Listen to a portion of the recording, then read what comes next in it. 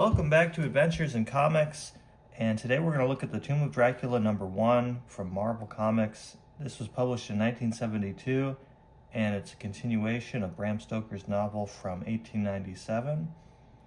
And I think it's unique that it's a villain-centric story. Like, the title is the antagonist of the story. Yeah, it's not Frank Drake's adventures.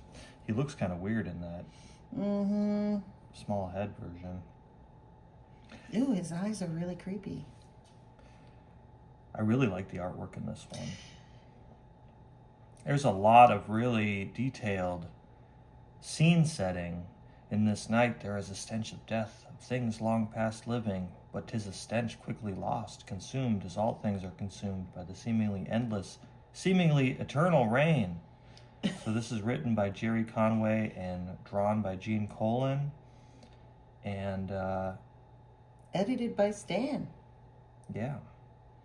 Yeah, I think the artwork really stands out above other comics of the time. There's a lot of detail. Yeah, this looks like a creature's eyes in the darkness, but it turns out to be a rented Jeep.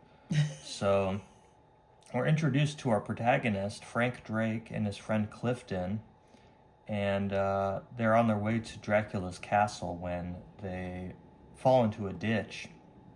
They drive into a ditch, and Clifton's giving them a hard time, but everybody's okay. And there's a love triangle in this story because they bring along Frank's girlfriend Jeannie, who used to date Clifton, and so there's some tension there.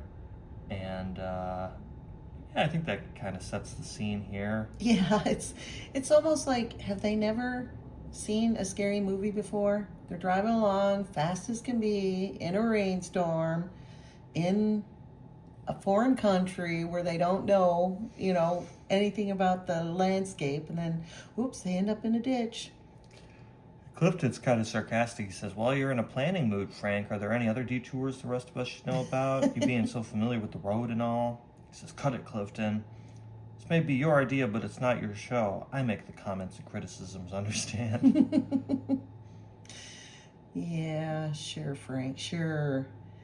So they left London to come to Transylvania to check out Dracula's castle, and it'll be revealed that Frank Drake is a descendant of Dracula, and he's inherited the castle, and he's hard up for money, so he wants to either turn it into some kind of tourist attraction or sell it to somebody. He's had a hard time selling it. So they're going to try to walk over to a village because they crashed their Jeep, and we flash forward to the village.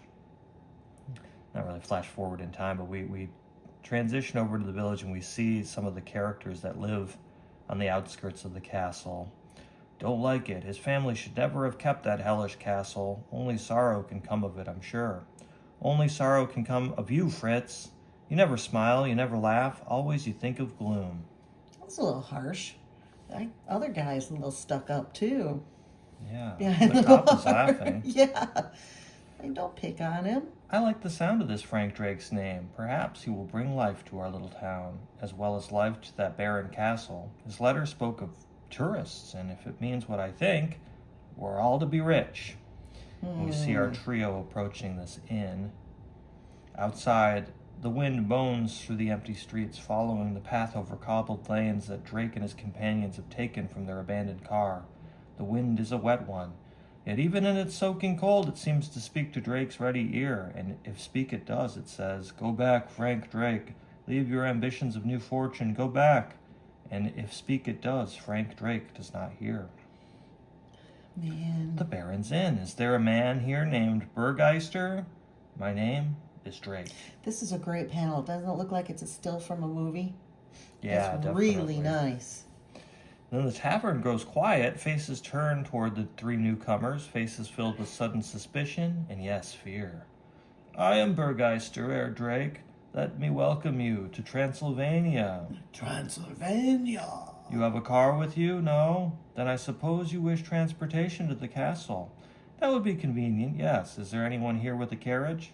"There are several here who own carriages, Herr Drake. there is none who will take you. Why are they going in the middle of the night? Yeah. Don't tell me you're afraid. Didn't that go out with Bram Stoker? Our Stoker told the truth, in part. We wish you no harm, but we will not aid you. Speak for yourself, Burgeister. If the fare is good, Herr Drake, I'll make it worth your while, friend. Then come before I change my mind. Oh, boy. Watch out for Otto, Herr Drake. His mind fills only with figures. A worthy enough occupation, I'm sure, but one that cannot bring you to any good. It's a lot of reference to money. A lot of reference to greed. Yeah. Fritz, isn't it amusing how I've taken your side? Next I'll be going to church. And Drake leaves silently, leading his fellows to the carriage, his mind working over the barmaid's words. There's a lot of repetition for emphasis. Well, yeah, that's where you read it with your scary Emphasis! voice. Silently. A silly fool, that girl, Herr Drake. Her mouth runs full of lies. Do you people really believe in the legend of Dracula? I like this lightning. Mm-hmm. The blue color with the yellow is really cool. Almost any one of these frames could be a poster. It's just really nicely designed. He sits up so high at his carriage. It's like he's riding a... Oh, yeah. It's like one of those big bikes from the 1800s. Believe? That is hard to say, Herr Drake. It is fact that the Count existed, but that he was a vampire, I hardly give it credence myself, though there are many that do. For there are many who bar their windows at night and set a wreath of wolfsbane at their door, and many more who wear a blessed crucifix around their necks. Religion? Perhaps. Some would call it fear. Fear! But I, sir, no, I don't believe. 'Tis all the stuff of superstition, stuff brave men give no hold. Now, sir, this is as far as I go. Right, if he wasn't scared, come on. The castle is yonder, but a short walk, as you can rightly see. No fear, Otto. Tell me more about your bravery. Please, Frank, let's not argue with him. The girl is right, sir. 'Twill do you no good. Even a brave man knows not to be a fool. Sure, pal. Don't do us any favors, okay, handsome? Pay him, Clifton. He's taken us this far, at least. I suppose we should be grateful. Mud sloshes above the heel of his boot, cold against his leg. Drake becomes slowly aware of the discomfort he's put Jean through. He wants to speak to her and can't. There goes $10 American. That just about cleans out my bankroll, Frankie lad. This castle better be as much of a tourist attraction as that old book paints it to be. Otherwise, we're broke. Oh, boy. Drake barely hears him. His mind is elsewhere, lost in memory. Even the pealing thunder doesn't reach him. Even the pealing thunder. Meanwhile, Clifton's trying to reconcile with Jeannie here and says, maybe this is the time for us to make up. She says, please, Clifton, it's over between us. It's been over for months. I don't love you anymore. I can't. Why can't you see that? Accept it. Why? Dracula. Oh. Castle Dracula. That's weird. His mind floods with images, golden images, emblazoned on a night black background. And suddenly a flare of lightning illumes the graveyard, framing the tombstones in stark silhouettes, and Drake recalls how it all began for him. So much money, all the money I'd ever have needed. Funny how quickly you can blow $1 million. Took my father a lifetime to make it, took me 3 years to lose it. Must be a record in there somewhere. And he recalls it all. He met Clifton and Jean, and he and Jeannie fell in love, and Clifton took it so well. He seemed to have taken it well, but he never really trusted Clifton Graves. Why keep hanging out with someone like that? Yeah. But still, Clifton was his friend, had proven that friendship by staying beside Drake when things had gone wrong. So he remembers Jeannie will still stay with him when he's broke. But when he tries to get a loan from his rich friends, they're like, oh, sorry, you're a bad credit risk. Oh, I'll see you at the club, maybe. And Clifton was the only one that didn't ditch him, so that's why I guess he still hangs out with them. Yeah, but there has to be ulterior motives why, Jeannie, obviously, one of them. Yeah, he says, all I've got for collateral is an old castle. Castle? Sure, it's been passed down through generations. Since we changed our name to Drake and left the old country, Dad tried to sell the blasted thing, somehow couldn't find a buyer. Maybe he didn't try as hard as I'm going to. Hold it, Frank. Tell me more about this, babe. Got a book on it here, a diary of sorts. Hey, you never knew, did you? I never told you. Well, ready yourself, Clifton. The family name used to be Dracula. Like in the movies? Are you for real? Like it or not, yes. Fantastic. According to this, that dude Dracula really did exist, and you, friend, are a direct descendant. You know what this means? It means I've got a castle in Transylvania I don't know what to do with. Big deal. Big deal indeed. Wrong, friend. It means you've got a gold mine. Dig it. A direct link with the original Count Dracula and the castle built by the Count himself. Drake or Dracula, you're on the way back in. Ready-made tourist industry. Why couldn't he just, change his name back to Dracula, and then all the people who want to be wannabes would want to hang out with them? Charge them a little bit to hang out with the Dracula. People that want to hang out with a vampire? Yeah, but no. So he's going to study that journal, and he pored over those time-yellowed pages. It says, Drake found a strange stirring in his breast, the stirring of some ancestral memory. Bitten by a vampire before his 30th year, my father went mad, driven insane by the fierce broth that now ran in his veins. He had broth in his veins. He took to stalking the countryside, terrorizing the helpless peasant girls, finding some depraved joy in the taking of their young lives and making them one with his terrible curse. I can almost see him, a tall, gaunt man, his eyes like obsidian stones. Dracula. Count Dracula. Yeah. It's funny, though. His eyes are pretty dark, too. Yeah. After 36 pages, the entries changed, written now in the script of a younger man, Dracula's grandson. Always we would see him standing at the window of his hell-damned castle, a night-cloaked nightmare of a man, looming, brooding over our village, a man I was ashamed to call my grandfather. How creepy. And still another hand, that of a man named Van Helsing. I don't know. That's wrong, because it's Van Helsing. Yeah.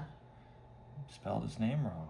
the first mention of him, it's wrong. Traced him to his castle, to his tomb, and there, in the moist darkness of his dungeon, as he lay in his coffin. I drove the stake home. That's cool. Yeah, it's weird because they refer to him as Helsing in later issues. Yeah. Time passed for Frank Drake. Time passed slowly until I can't get it out of my mind. I keep seeing him lying there sleeping in that stake. Yeah, I noticed you were somewhat shook up. Have you thought about that idea? About turning the castle into a museum and making yourself its proprietor? Nothing but. All right, Clifton, we'll do it. Actually, it's not bad. It's not a bad idea, but they have no clue about how Dracula can summon from You don't think beyond. he's real. Yeah. And Jean's like, don't go. But they went. And she went with. Ugh. The castle, this is it, Frankie boy. Homecoming. Doesn't it sort of choke you up? Shut up, Clifton. Getting to the point where I can't stand the sound of your weaseling voice. Jeez. I'm sorry, Clifton. Please, just let me think. Let me get used to it. Homecoming? In a strange way, that's true. That's very true. Sure, Frank, sure. No harm meant. And none taken? But Frank Drake doesn't answer. Once more, his thoughts are lost as he searches the depths of his now troubled soul, wondering if perhaps there's more to the Dracula legend than mere fantasy, wondering, in fact, if there's not something personal in that castle for Frank Drake to fear. Very quietly, he leads them through the forest of wind-beaten stones, his feet clacking softly on the rain-washed flag-stoned path. And a lot of thoughts. Yes, everybody's thinking. Why am I here? What are we doing? This is crazy. Why did we come at night? Suddenly they hear a sound. Bats! Whee! Keep them away from your eyes. Don't get guano in your mouth. Gone. Lord, bats, I can't stand them. Filthy. Shut up, Clifton. He's always telling him to shut up. No wonder the guy wants revenge on him. He stole his girlfriend. He's telling him to shut up all the time. So they're unhurt, but scared. And Jeannie's thinking, I wish I never heard of this damn castle. Yeah. Oh, it's so yellow in here. Right. Somebody peed all over the walls. So we get a little foreshadowing. When he gave me the silver compact, it was as though he'd given me all he owned. Now he's changed in a way. I don't know him anymore. I think that silver compact's going to come back into play. Mm. And even as the trio separates, one of them makes a move on his own. So Clifton's ulterior motive comes into play. Lord, what a pair. How could I have ever fallen for that dumb broad? Thinks she can cool things off just like that, huh? Well, she's got another guess coming. I've been planning this whole deal ever since I first saw that book. And I'm not. Crunch! He falls through the rotted floor. So what do you think he was planning? To rob it? That, or I think he wants to do exactly what he's going to do here, is awaken Dracula. Looks like you found the proverbial pot at the end of the rainbow. Unless I missed my guess, this here's the tomb, in which case, Mr. Graves, you're going to cash in even better than you expected. That fool Frankie. It'll serve him right when I take the girl, the castle, and his crummy life. So I guess he's going to try to kill Frank and claim the castle, I guess. Like, his last wish was that I had his castle and his girlfriend. Right. So he finds the crypt of Dracula, and then suddenly the dreams begin to crumble as Clifton's hand brushes the bronze bat emblem and the stone wall moves. I mean, I can understand if he's being called from beyond, but Dracula's dead at this point. Yeah. No, it's his own greed. It's his own greed, but it's like, what do you think you're going to do in the crypt? So he reveals some kind of hinge mechanism, and his outstretched hand touches a cobwebbed candelabrum. He strikes another match, and the room is lit. Says, "This, babe, looks like the real McCoy. Oh. And if it truly is, then your days of social bumming are over, because there's only one cat who can be inside. Dracula." What? That seals it, Mr. Graves. He's got the legendary stake, the whole bit. The poor mad fool must have been really wacko to convince all those clowns he was a vampire, a real megalomaniac. Well, Cliff... So he still doesn't believe it. Yeah. Okay. It's not for you to judge a loony bird. Nope, you got other things to do. Why take the stake out anyway? Exactly. Unless he was going to take the stake and kill Drake. He's got a gun, I think. Yeah. Like arranging a slight accident. One that'll set you up as the sole proprietor of this mansion and remove a certain obstacle to a young lady's affections. She's rich too, you know. Just throws that. I guess she was rich the whole time. As a strange coalescing begins in the dusty coffin. Ugh. A coming together of ancient mists, of long disparate ash. He doesn't see the returning features released from the limbo to which the sealing stake had condemned them. He doesn't see that Dracula lives again. Huh? Huh? No! The years have been long, and I am weary of them. I yearn for those things for which I once lived. The clouds across a glowing moon, the baying of night's children, and most of all, I yearn for that most pleasing taste, the sweet nectar of life itself. The broth of life. See, he has a gun. It doesn't work. Doesn't, of course. Come on, guy. Clifton's words are lost in frustrated sobbing, and then the sleek, black-haired man steps forward and strikes. I've no time for struggling, and so you will join the others far below. He's got a little hatch that he throws them down, where you will wait with them for that moment, when I summon you, eh? It appears my castle is no longer deserted. I hear voices from the floors above, and one of the voices is a woman's. Dun dun. And they're trying to find Clifton. She's like, I think I heard him over here. Oh no, there's a hole in the floor. Cliff must have fallen through. Can't be certain of that. You better come away. Oh, it's a bat. Keep it away, Frankie. Keep it away. Ugh. You may find that difficult, my dear woman, for this is not just any bat. No, not an ordinary night flying That demon. is a cool way to show him his face change. down here, and the fangs of the bat. Something very special, something that is someone. Frankie? Someone who is Dracula. The moonlight seems to catch in the pools of his eyes and to flicker and dance, twisting in the ancient shadows as... Come, my dear, come to me. Don't listen to him, Jeannie. I can't believe it, but it's true. That's Count Dracula. There's something about his eyes. He's got a lot of Botox done. Yes. Jeannie, don't try to stop me, Frank. I must go to him. Oh. Bam! He slugs her. He's managed to hypnotize you in some way with those damnable eyes of his. It's just like they claimed in the legends. All those insane stories weren't lies. He comes to realization really fast. I like that about him. There are vampires, and Lord help us, one of them's alive. But maybe we've got a chance. Those tales about silver. You are a clever man, intruder. That silver compact betrays me. I cannot remain. But this, I promise you, foul daylighter, Dracula's not so easily dispatched. For long. He comes flying back for long. I forgot to finish my sentence. So he's like, Clifton must be dead. Oh, boy. Jeannie's close to dying. From Just one from smack? a punch, Yeah. The bat goes flying out of the castle into the village and finds that goodness. lady who is kind of reckless. There are new townsfolk, new women, and yet all is somehow the same. Who? Eee! Somehow terribly the same. The barmaid falls quickly, her knees giving way as she faints, her last conscious sight, the form of a creature called Dracula. Soon, torchlight fills the town square, and a harsh voice bellows angrily. Dead! It begins again! Look! Need you all look? Can't you see the wounds? The marks of a vampire?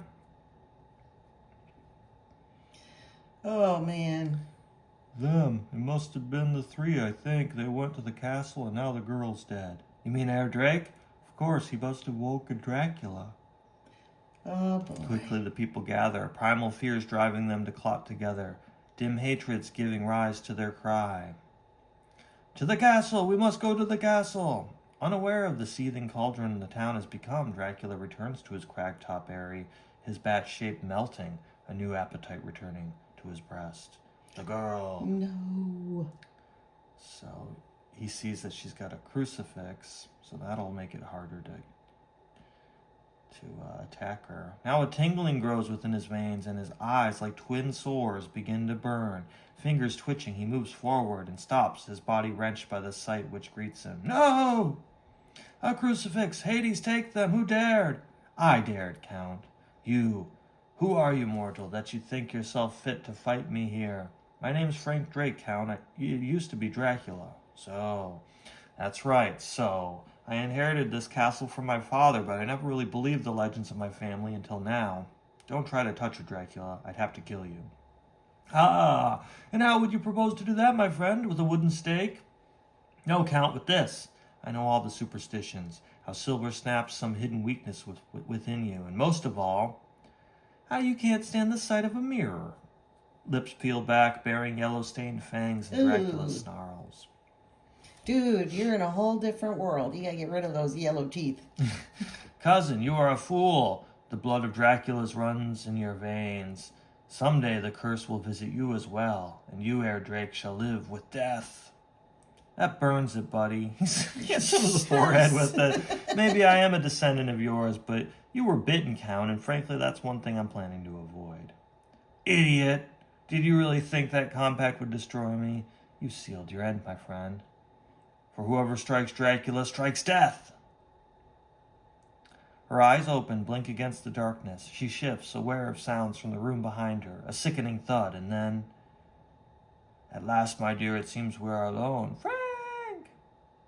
Far below, capped heads look skyward, necks crane and eyes narrow. The scream fades off, and then the men hasten their pace. To the castle! To the castle! We've all got hats on. Get your hat and go to the castle.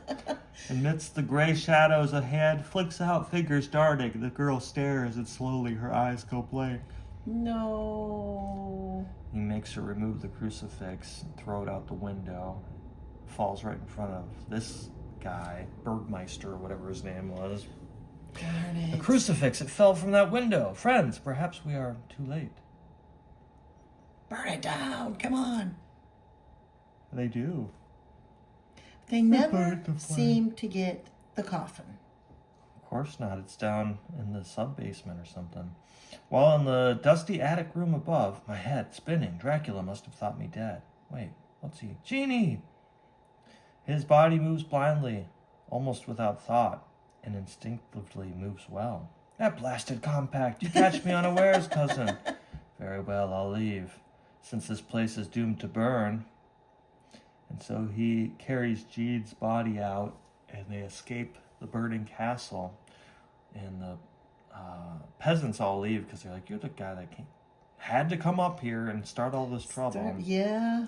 But she's already dead, he says, until he hears Frankie. Frankie, don't cry. I'm not dead, you see, I'm not. When you're bitten by a vampire, you don't die. You never die. Never! Laughing, she moves to her feet, and for the first time, Drake sees the looming bat and knows that he's lost her, and perhaps forever gained a demon's curse. Finis. So yeah, it's kind of a twist. Now he's got nobody. He's got no Jean, no Clifton. No money. No money. No castle. He's got that compact, I guess. Wow. So if you enjoyed watching this, stay tuned for issue 2 of Tomb of Dracula from 1972 as we continue our Halloween dive into his extended adventures. Thanks for watching.